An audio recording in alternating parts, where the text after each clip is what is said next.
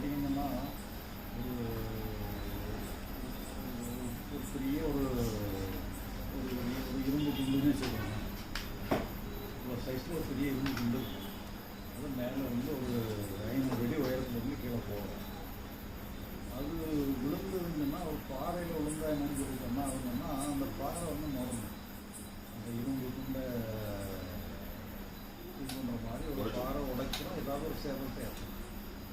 இப்போ அதே நேரத்தில் அந்த இரும்பு குண்டே வந்து ஒரு தண்ணியில் விழுதுன்னு வச்சுக்கணும். தண்ணியில் விழுந்தாலும் ஒரு சேதம் ஏற்படும், அதுக்கப்புறம் அது ஒன்றா சேர்ந்துடும்.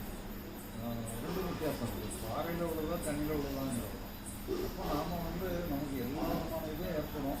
கொஞ்சம் ஒரு ஃப்ரீ ஃப்ளோவில் இருக்கும்பொழுது தண்ணியில் விழுற ஒரு ரியாக்ஷன் மாதிரி ஆகிடும். பாறையில் உள்ளது இல்லைங்கன்னா மற்றவங்களா இருந்ததுன்னா ஒரு ஷாக்கில் தாங்க முடியாது, நிறைய ஹார்ட் அட்டாக்கே வந்துடும். மனப்பேருக்கு போகிறது நல்லா போகணும். உங்களுக்கு